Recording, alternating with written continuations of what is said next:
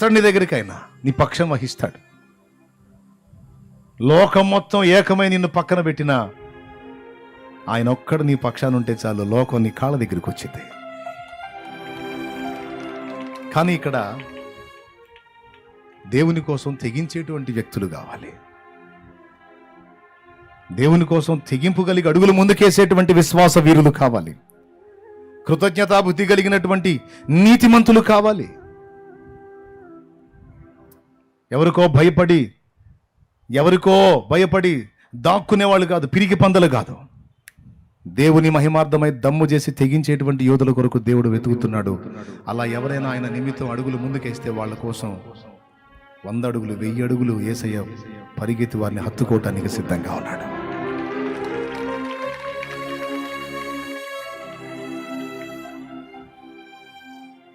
మీకు కొంతమంది వ్యక్తులు, మీ బంధువులు కావచ్చు, మీ స్నేహితులు కావచ్చు, శ్రేయోభిలాషులు కావచ్చు, ఎవరెవరు ఎన్ని రకాలుగా అడ్డంకులు పెట్టారో ప్రభువుని వెంబడించేదానికి, ఈరోజు ఈ కోటానికి వచ్చేదానికి కూడా ఎన్ని కట్టుబాట్లు వచ్చినాయో ఏమో మీకే తెలియాలి, నాకు తెలియదు.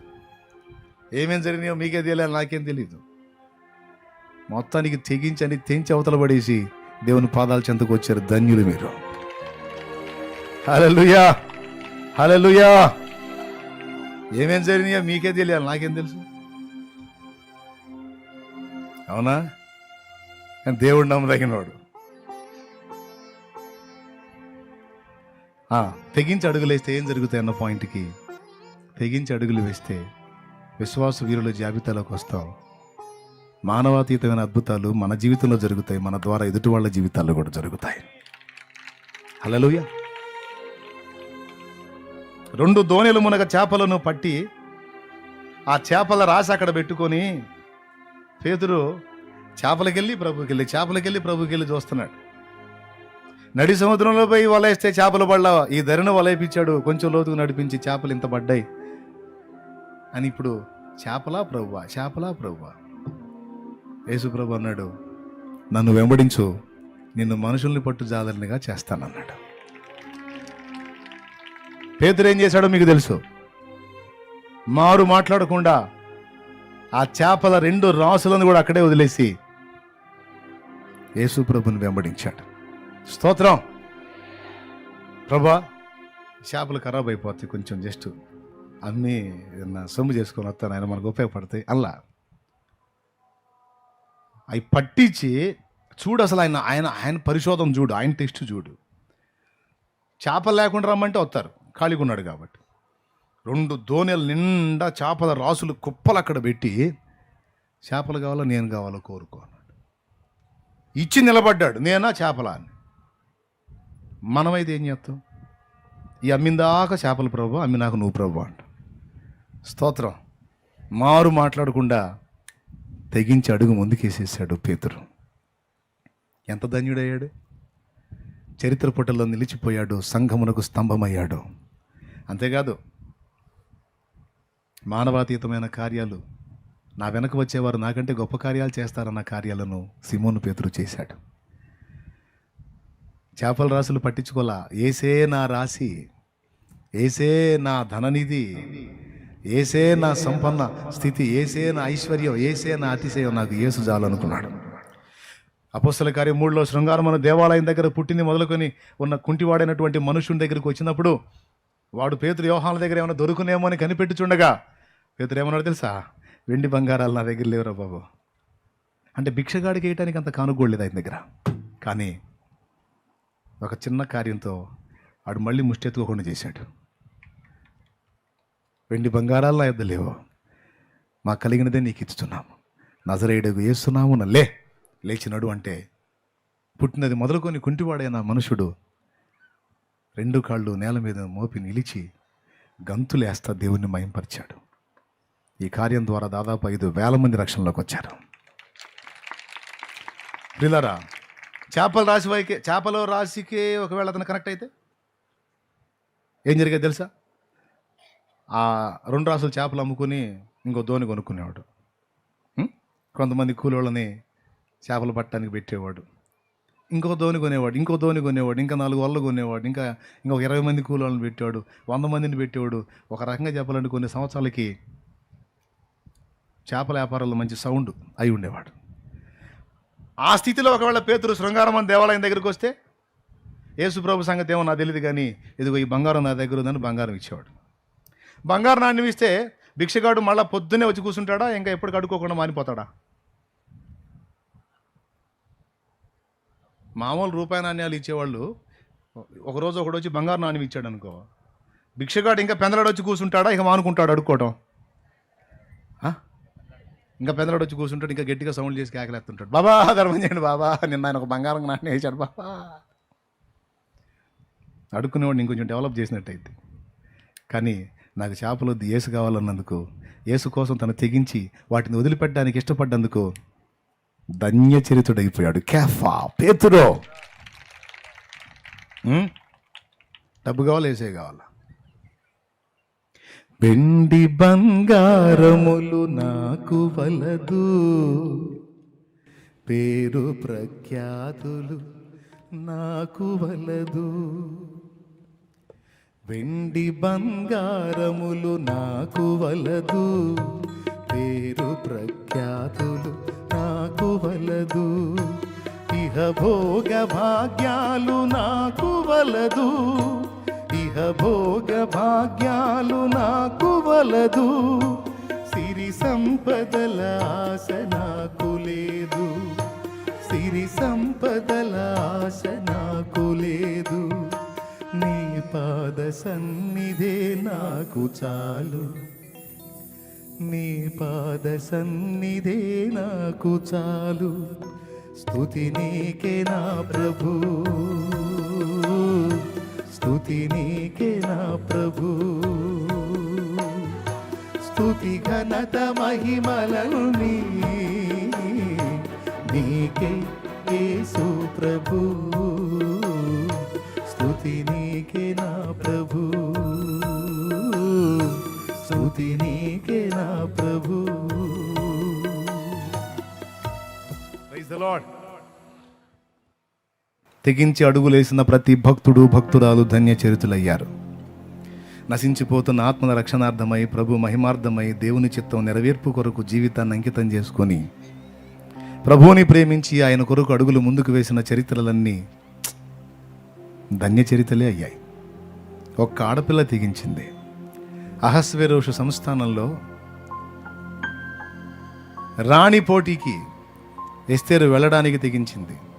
సొంత జనుల్ని, పెరిగిన ప్రాంతాన్ని, స్వజనుల్ని మొత్తాన్ని వదిలిపెట్టి తానెరగని అన్యజనుల మధ్యలో బ్రతకడానికి తను తెగించింది, ఇష్టపడింది. చాలామంది రాజకుమార్తెలు వచ్చారు అక్కడికి, కానీ ఎస్తేరుకి ఆధిక్యత ఇచ్చాడు దేవుడు. ప్రైజ్ ది లార్డ్, హల్లెలూయా. అంతేకాదు, జాతిని ఉద్ధరించడానికి ఎస్తేరు హామాను చేసినటువంటి కుట్ర నుంచి తన జాతిని కాపాడటానికి వితౌట్ పర్మిషన్ లేకుండా రాజు ముందుకు పోవటానికి తెగించింది. ఆ తెగింపు ఎస్తేరు జీవితాన్ని చరితార్థం చేసింది. అవునా? రాజు ఎదుటికి వెళ్ళినప్పుడు వాస్తవంగా అతను రాజదండం చూపిస్తే బతకనిస్తారు, లేకపోతే తీసుకెళ్ళి చంపుతారు. అందుకే ఎందుకైనా మంచిది ఈ రాజు దగ్గరికి పోయేటప్పుడు ముందు ఆ రాజును కదిలించాలని 3 రోజులు ఉపవాసం ఉండి దేవుణ్ణి కదిలించి తర్వాత రాజైన అహస్వేరోషు ముందుకెళ్ళినప్పుడు ఎస్తేరు ముఖం చూడగానే వానికి దయ కలిగింది. రాణివైన ఎస్తేరు, రండి, ఏంటి నా రాజ్యంలో సగం మట్టుకు నీకు ఇస్తా, ఏంటి ఏ ఆపద కోసం వచ్చావు, ఏ అవసరత కోసం వచ్చావు అన్నాడు. ఇతనికి నా ఇళ్ళ దయ పుట్టించిన దేవా నీకు స్తోత్రం అనుకుంది. ఏం లేదు మహారాజా, మిమ్మల్ని చూసి చాలోలైంది, కొంచెం ఒకరోజు మీరు భోజనానికి వస్తారేమో అని ఆహ్వానించడానికి వచ్చాను. మీరు రాజ్య పనుల్లో పడి తిండి తిప్పులు సరిగా తీసుకోవట్లేదు, అందుకని కొంచెం ఆహారం తింటారేమో అని ఆహ్వానిస్తాను. చుట్టూ ఉన్న జనం వైపు చూసి అహస్వేరోషు ఏమని ఉంటాడు తెలుసా? నా భార్య, నా కడుపు చూస్తుంది, నా ఆకలి చూస్తుంది. మీరు చూడండి, సమస్యల మీద సమస్యలు చెబుతానే ఉన్నారు మీరు. అని చూసావా? నా ఆహారం కోసం ఆలోచిస్తుంది. అల్లాడిపోయి ఉంటాడు నాకు తెలిసి అహస్వేరోషు. లేడీస్కి ఈ సూత్రం తెలుసుకోవాలండి. లేడీస్ జెంట్స్ని ఎలా మూవ్ చెట్టించాలో తెలుసుకోవాలి. కొంచెం కష్టపడుతున్నావు అండి, నువ్వు బాగా కష్టపడుతున్నావు, కొంచెం పొగడండి మీరు. కాళ్ళు కింద ఉంటాయని చూడండి, ఆయనే ఆకాశంలో ఉంటాయి. ఏదో కొంతమంది అస్సలు పొగడతల్లో పిసినారులుగా ఉంటారు. పొగడతానకపోయినా కొంచెం ప్రశంస, ప్రోత్సాహం. నీకోసం కష్టపడుతున్న నీ భర్తని కొంచెం అతని కష్టాన్ని గుర్తించి నువ్వు మాట్లాడి ఎంత హ్యాపీ పడతాడు, ఎంత హ్యాపీ ఫీల్ అవుతాడు, ఎంత ఆనందపడతాడు. చెల్లి, నీ తల్లిదండ్రులను కొంచెం ప్రశంసించి మాట్లాడు. అమ్మా నాన్న మా కోసం చాలా కష్టపడ్డారు, ఒక్క మాటను బాధంతా మర్చిపోతారు. ఎంతమంది పిల్లలు అంటారు, చాలా కష్టపడ్డావు నాన్న, చాలా కష్టపడ్డావు అమ్మా అని తల్లిదండ్రులు ఎంతమంది పిల్లలు మెచ్చుకుంటారు.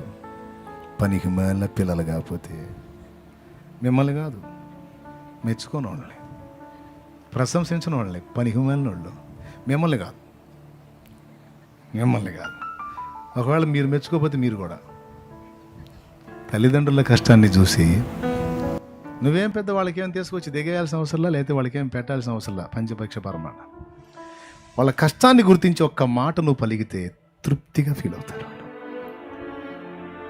ఆ చిన్న ప్రేమ కోసమే తప్పించేది ఎవరైనా, ఆ చిన్న గుర్తింపు కోసమే.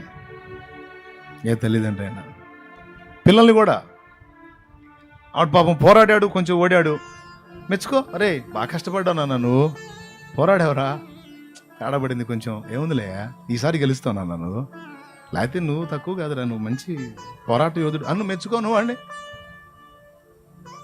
వాడికి గాలోల సవాసం పట్టడికి వాడికి మంచి అయినా చెడ్డ నీ దగ్గరికి పరిగెత్తి వస్తాడు వాడు. కానీ కొంతమంది తల్లిదండ్రులు పిల్లల్ని మెచ్చుకోరు. వాళ్ళని ప్రోత్సహించి ప్రశంసించి మాట్లాడరు. అందుకే పిల్లలు ఏం చేస్తారు తెలుసా, వాళ్ళకంటే చెడిపోయిన వాళ్ళని ఎత్తుకుంటారు. ఎందుకంటే వాళ్ళే కదా వీళ్ళని పొగిడేది. స్తోత్రం. ఒకసారి చెప్పాను, ఒక సబ్జెక్ట్ పోయినోడు ఎవరిని ఎత్తుకుంటాడు, 3 పోయినోడు ఎత్తుకుంటాడు. ఒకటోడు 3 పోయినోడు మొత్తం కలిసి ఎవరిని ఎత్తుకుంటారు తెలుసా, అన్ని సబ్జెక్టులు పోయినోడు ఎత్తుకుంటారు. వాడు ఇంకా నెంబర్ 1 గాలోడు అనమాట. 1 పోయినోడిని 3 పోయినోడు మెచ్చుకుంటాడు, వీళ్ళిద్దరిని కలిపి మొత్తం పోయినోడు మెచ్చుకుంటాడు. అట్టంటోటి ఫ్రెండ్షిప్ పడతారు. ఇక నెక్స్ట్ ఇయర్ వీళ్ళు మొత్తం పోతారనమాట. చూడు ఎంత డేంజర్ ఉందో. మీ కన్న బిడ్డల్ని వాళ్ళు కష్టపడి ఒకవేళ ప్రయత్నం విఫలమైతే, నాన్న నువ్వు బాగా కష్టపడ్డావురా, కాకపోతే అది కొంచెం ఎక్కడో తేడా పడింది నాన్న, నువ్వు కష్టజీవిరా, నీ కష్టం వృధా కాలే నాన్న, ఈసారి నువ్వు లైన్ అవుతావు లేరా అని ఒకరు మెచ్చుకో, ప్రశంసించి ప్రోత్సహించి మాట్లాడి ఎంత తృప్తి చెందుతాడు. Praise the Lord. నిన్ను వదిలిపెట్టాడు. భార్యాభర్తల మధ్యలోనైనా, తల్లి పిల్లల మధ్యలోనైనా, ఆఖరికి దైవజనుడు విశ్వాసుల మధ్యలోనైనా, నీకోసం ఎంతో అంకితమై కష్టపడ్డ దైవజనుడు ఒకవేళ నీ సంఘ కాపరిగా ఉంటే అతన్ని ప్రశంసించి మాట్లాడటం నేర్చుకో. అన్నా నువ్వు మా కోసం చాలా ప్రయాసపడ్డావు అన్న ఒక్క మాటను తప్పకుండా ఆయన సంతోషిస్తాడు. అంతకంటే ముందు దేవుడు సంతోషపడతాడు ఆ మనసు అనుకుంటే. హల్లెలూయా. అవునా? కానీ ఏం చేద్దాం, కొంతమంది విశ్వాసులు పిసినారులు పైసలు అడగట్లా. దైవజనుడి కష్టాన్ని గుర్తించి అన్నా మా కోసం కష్టపడ్డావన్నా, కష్టపడుతున్నావన్నా ఒక మొక్క అనమంటే ఏందనేది. తల్లిదండ్రులను మెచ్చుకోరు, భార్యాభర్తలు ఒకరినొకరు ప్రశంసించరు. ఏం బతుకులో ఏమో. మిమ్మల్ని కాదులేండి, అట్లా ఉన్నవాళ్ళని అంటున్నాను నేను. ఎస్తేరు చూడండి అసలు ఎంత చక్కగా. వాస్తవంగా హామాను నా జాతి మొత్తాన్ని నాశనం చేయడానికి నీ దగ్గర పర్మిషన్ తీసుకున్నాడు దుర్మార్గుడు, నా జనాంగాన్ని లేకుండా చంపమని ఆర్డర్ తెచ్చాడండి. అది చెప్పడానికి వచ్చాను. అలా తెలివిగలదా, తిక్కలది కాదు. డైరెక్ట్గా అక్కడ ఉన్నటువంటి సభాస్థానుల మధ్యలో ఈ మాట చెప్తే హామాను పక్షంగా వాళ్ళందరూ లేచి ఎస్తేరుని ఖండిస్తారు. కాబట్టి అక్కడ ఎస్తేరు ప్రాణం మీదకి వచ్చే అవకాశం ఉంది. అందుకని తెలివిగా ఏమందో తెలుసా, మీరు చాలా రోజులైందండి సరిగ్గా తిని నిద్రపోయి, ఏం లేదండి కొంచెం రెస్ట్ తీసుకోండి, కొద్దిగా ఆహారం సిద్ధపరుస్తాను, ఒక్కరోజు తినేళ్ళండి, ఇంకంతే, నాకేం మీరు బాగా చిక్కిపోయారు. రే బాయ్ మొత్తం క్యాన్సిల్ రా, ప్రోగ్రామ్ మొత్తం క్యాన్సిల్ రా బాయ్, ఫలానా ఎప్పుడు రావాలి ఇస్తారు, ఎప్పుడు ఫలానా రోజు రండి, తప్పకుండా వచ్చేస్తావా, వస్తావా. మీరే కాకుండా మన ప్రధాన అధికారి హామాను రెడీగా, నువ్వు కూడా మన పనులు అయిపోయాయి. ఆడికి పోయిన తర్వాత సావు కబురు చల్లగా చెప్పింది. తర్వాత హామాను గాడికి మూడింది. ఏం జరిగిందో ఎస్తేరు గ్రంథం చదువుకోండి, ఇంటికి పోయి చదవండి కదా, బైబిల్ చదవండి. రాజు ఎదురుకు పోవడానికి తెగించినందున జాతిని ఉద్ధరించగలిగింది ఎస్తేరు. ప్రియులారా, ప్రభు మాట నెరవేర్చడానికి తెగించాలి. ప్రభు కోసం అవసరమైతే కొన్ని వదిలిపెట్టడానికి తెగించాలి. 2, దైవ కార్యాల నెరవేర్పు కోసం అవసరమైతే ప్రాణాల్ని పణంగా పెట్టడానికి కూడా తెగించి ధన్యచరితులయ్యారు. ఓర్పా, ఋతు, అయిపోయిందమ్మా నా జీవితం. నా పేరు నయోమి, కానీ మారా బతుకైపోయింది నాది. ముగ్గురు విధవరాలు అయిపోయామమ్మా. వెళ్ళండి, మీ పుట్టిళ్ళకి వెళ్ళండి. వెళ్ళి మీ తల్లిదండ్రులు మీరు కనపడితే వాళ్ళు ఎవరినొకళ్ళని చూసి మీకు పెళ్ళిళ్ళు చేస్తారు. మీ బతుకులు పచ్చగా ఉంటాయి. నాలాగా శాపగ్రస్తమైన జీవితం మీకు రావద్దు. నాకు ఈ గతి ఎందుకు వచ్చిందో నాకు తెలుసు. దేవుని మీద తిరుగుబాటు చేసి బతుకుతామని వచ్చాను, ఇక్కడికి మొత్తం కోల్పోయాను. నేను తిరిగి నా స్వజనుల దగ్గరికి వెళ్తాను, నా దేవుని దగ్గరికి వెళ్తాను. సమస్తం తీసుకొని వచ్చాను బతికించుకుందామని, సమస్తం కోల్పోయి రిక్తురాలిగా అయిపోయి ఇప్పుడు నేను రిటర్న్ అవుతున్నాను. నా శాపం మీకు వద్దమ్మా. వర్పా, ఋతు, వెళ్ళండి రా, పుట్టెళ్ళకి వెళ్ళి మీ తల్లిదండ్రులకి కనబడండి. వాళ్ళు మీకు ఏదో చూస్తారు, మీ లైఫ్లు బాగుంటాయమ్మా. ఓర్పా, కాదులే అత్తమ్మా, కాదమ్మా నా మాటిను. సరే అత్తమ్మా, తల్లిదండ్రి దానివి, నా గురించి ఇంతగా ఆలోచించినందుకు ధన్యవాదాలు అని దగ్గరకు వచ్చి ఒక ముద్దు పెట్టేసి అమ్మయ్య అనుకొని చంపైంది ఓర్ప. ఋతో, నీ సోదర చూడు ఎంత తెలివిగా అడిగేసిందా. నువ్వు కూడా వెళ్ళమ్మా, వెళ్ళు. అప్పుడు రోజు అంది, అత్త ఏం మాట్లాడుతున్నాను, సమస్తాన్ని కలిగి ఉండి ఇక్కడికి వచ్చి ఈరోజు సమస్తం కోల్పోయి ఒంటరికత్తెవయ్యావు. కన్న బిడ్డలు లేరు, కట్టుకున్న భర్త లేడు, నా తోడికోడలు కూడా వెళ్ళిపోయింది, నన్ను కూడా బొమ్మంటున్నావా? ఒక్కదానివై తిరిగి నీ ప్రదేశానికి వెళ్తావా? ఏం మాట్లాడుతున్నావు? అలా అనొద్దు. నీ ఇల్లే నా ఇల్లు, నీ జనమే నా జనము, నీవు మృతి పొందు చోటనే నేను మృతి పొందుతాను, నీ దేవుడే నా దేవుడు. నన్ను వెళ్ళు అని మాత్రం అనొద్దు. మరణమే తప్ప మరి ఏది కూడా నన్ను వేరుపరచకుండునుగాక అంది. నా మాట విను ఋతు, నా మాట విను, నీకు మంచి లైఫ్ వచ్చిద్దమ్మా. జీవితం రా, నీ చిన్న జీవితం అనుభవించవచ్చు, వెళ్ళమ్మా. నా అక్కర్లా. నా భర్త చనిపోయిన తర్వాత, భర్త ఉన్నంత వరకు నీవు అత్తగారివి, భర్త చనిపోయిన తర్వాత ఇక నేను నిన్ను కోడలుగా ట్రీట్ చేయట్లేదు, నీ కూతురుగా మారిపోయాను, నువ్వు నాకు ఇప్పుడు అమ్మవి, నేను వదలను నేనని పట్టుబట్టి తెగించింది నయోమితో వెళ్ళటానికి. ఆ తెగింపు రూతు చరిత్రని ఒక మలుపు తిప్పేసింది. ఏంటో తెలుసా? మోడు బారిపోయిన రూతు జీవితం మళ్ళా బోయోజు చేతిలో చిగురించేటట్టు దేవుడు చేశాడు. అంతేనా? యేసుక్రీస్తు వంశావళిలో రూతుకు స్థానం దక్కేటట్టు దేవుడు చేశాడు. Praise the Lord. దేవుణ్ణి బట్టి, నీతిని బట్టి ఒంటరిగత్తైన అతని ఆమె వదిలిపెట్టి వెళ్ళింది. నేను వదులుతానా? నా దేవుడు మెచ్చుకుంటాడా ఈ కార్యాన్ని? నో, పర్వాలేదులే, నాకు అసలు లైఫ్ లేకపోయినా, నాకు ఇంకా పెళ్ళే లేకపోయినా పర్వాలా, అలాగ ఉండిపోతా, ఈమెకి సేవ చేసుకుంటా. ఎంతమంది ఉంటారండి అట్లా? రూత్ ఆశించిందా? నేను అక్కడికి వెళ్తాను, బోయజ్ అనేవాడిని దేవుడు నాకు కలుపుతాడు, మాకు మ్యారేజ్ అవుతుంది, మాకు బిడ్డ పుడతాడు, వానిలో నుండి ఇంకొకడు, వానిలోంచి ఇంకొకడు, చివరికి దావీదు వంశంలో నాకు స్థానం దక్కిద్దని కలగన్నదా? ఊహించిందా? ఆలోచించిందా? అనుకుందా? నో, కేవలం నీతి కోసం. ఇవన్నీ తెలియదు ఆమెకి. ఇట్లాంటి లైఫ్ ఒకటి దొరికిద్దని తెలియదు. కానీ ఈ జగన్నాటకాన్ని అక్కడ ఉండి చూస్తున్నాడు నాడే, ఆయన కనిపెడుతున్నాడు. నయోమి విషయంలో ఓర్ప ప్రవర్తన ఏంటి, రూతు ప్రవర్తన ఏంటి అనేది సైలెంట్గా అబ్జర్వ్ చేస్తున్నాడు. రూతు తీసుకున్న స్టెప్ దేవుడినే ఆశ్చర్యపరిచింది. శభాష్ రూతు, నువ్వు ఇలాంటి మంచి తీర్మానం తీసుకున్నావు కనుక నీకు ఒక అద్భుతమైనటువంటి భవిష్యత్తుని నేను రెడీ చేసి పెట్టాను, రా, నా రెక్కల నీడలో సురక్షితంగా ఉంటావు, రా నువ్వని దేవుడు ఆమెకు తోడై నడిపించాడు.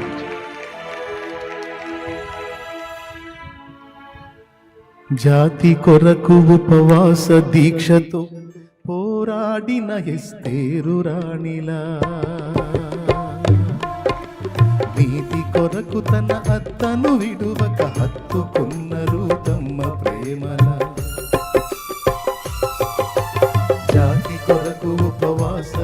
దీక్షతో పోరాడిన ఎస్తేరు రాణిలా,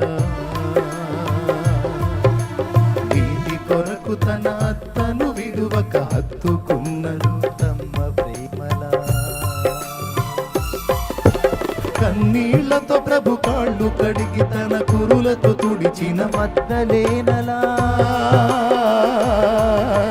కన్నీళ్లతో ప్రభు కాళ్ళు కడిగి తన కురులతో తుడిచిన మద్దలేనలా. అన్నావలె మన దోర్కావలె ప్రిస్కిల్ల ఓలె విశ్వాస వనితల, అన్నావలె మన దోర్కావలె ఓలె విశ్వాస వనితల. వారి దీక్షయే వారసత్వమై అనంతరాజ్యపు నిత్య స్వాస్థ్యమై, వారి దీక్షయే వారసత్వమై అనంతరాజ్యపు నిత్య స్వాస్థ్యమై, పవిత్రమైన హృదయము కలిగి ప్రభువు కొరకు జీవించాలమ్మ, పవిత్రమైన హృదయము కలిగి ప్రభువు కొరకు జీవించాలమ్మ. ఆశపడకు ఆశపడకు ఈ లోకం కోసం చెల్లెమ్మ, ఆశించేది ఏదైనా అది మట్టేనమ్మా, మనిషి ఆశించేది ఏదైనా అది మట్టేనమ్మా. నయోమికి లైఫ్ ఇవ్వాలని రూతు నయోమిని ఫాలో అయితే, దేవుడు నయోమికి రూతుకి ఇద్దరికి లైఫ్ ఇచ్చి, అది కూడా మామూలు లైఫ్ కాదు. దావీదు వంశవృక్షంలో స్థానం అంటే ఏందనుకున్నా, అందరికి దక్కిద్దా ఏంటి? నీతి కోసం తెగించిన రూతు, జాతి కోసం తెగించిన ఎస్తేరు, ప్రభు కోసం తెగించిన పేతురు, ప్రభు సాక్ష్యం కోసం తెగించిన గుడ్డివాడు. ఎన్ని జీవితాలు చూస్తారో చూడండి. తమ్ముడు, దేవుడు నిన్ను ఆయన పని కొరకు పిలుస్తుంటే తప్పించుకొని తిరుగుతున్నావా? చెల్లి, దేవుడు తన చిత్తాన్ని నీకు స్పష్టపరిచి నశించిపోతున్న జీవితాన్ని రక్షించడానికి నీ మీద నా ఏర్పాటు ఉందని నీకు అనేక రీతులు బయలుపరిచి నీతో మాట్లాడుతుంటే తప్పించుకొని తెగించలేక పిరికి పొందవై భయపడి వెనక్కి తగ్గుతున్నావా? తమ్ముడు,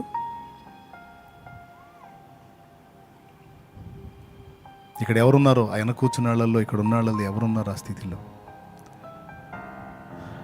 తెగించాలి. కానీ కొంతమంది దేవునికి వ్యతిరేకమైన పనులు చేయడానికి తెగిస్తారు, లోకాశల్ని తీర్చుకోవడానికి తెగిస్తారు, దేవునికి చిత్తానికి వ్యతిరేకమైన పనులు చేయడానికి తెగిస్తారు, మనుషుల్ని సంతోషపెట్టడానికి తెగిస్తారు, కానీ దేవుని కోసం తెగించరు. ఈరోజు మీకు అందరికీ కూడా దేవుని ప్రేమను బట్టి చెప్తున్నాను, దేవుని కొరకు తెగించాలి. దేవుడు ఆ విషయాన్ని గురించి ఈరోజు స్పష్టంగా మనతో మాట్లాడుతున్నాడు.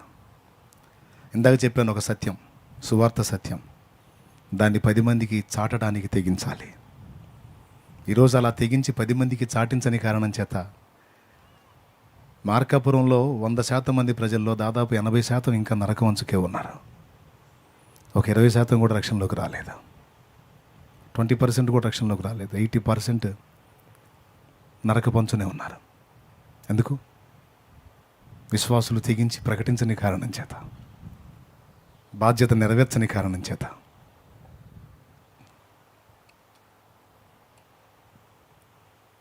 దేవుడు నీకు ఇచ్చిన జీవితం చిన్నది, పెద్ద లైఫ్ ఇవ్వలా. ఇందులో నీకు అనుమతించినటువంటి అవకాశాలను నువ్వు కోల్పోతే మళ్ళా నీకు అవి రావాలంటే రావు.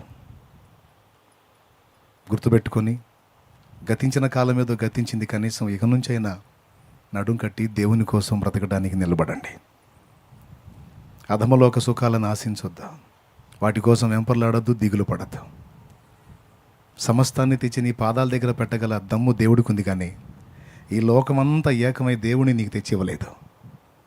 కానీ దేవుడిని ఒక్కడిని నువ్వు సాధించుకోగలిగితే ఈ లోకం మొత్తాన్ని తెచ్చి నీ కాళ్ళ దగ్గర పెట్టే సత్తా దేవుడికి ఉంది. యవనస్తురాలా, బిడ్డలారా, ఆలోచన చేసి ప్రభు కొరకు, ప్రభు కార్యాల కొరకు, ఆయన నీతి కొరకు, ఆయన రాజ్యం కొరకు, నాశన కూపానికి జోగుతున్న ఆత్మల రక్షణ కొరకు ప్రార్థించడానికి, ప్రకటించడానికి, సాక్ష్యం ఇవ్వడానికి, ప్రేమ చూపడానికి, పరిచర్య చేయడానికి మనం తెగించాలి. అంతేకాదు, సత్యానికి భిన్నమైన బోధలు వినబడుతున్నప్పుడు వాటిని ఎదిరించి ఖండించడానికి, సత్యం పక్షంగా రోషంగా నిలబడటానికి కూడా తెగించాలి.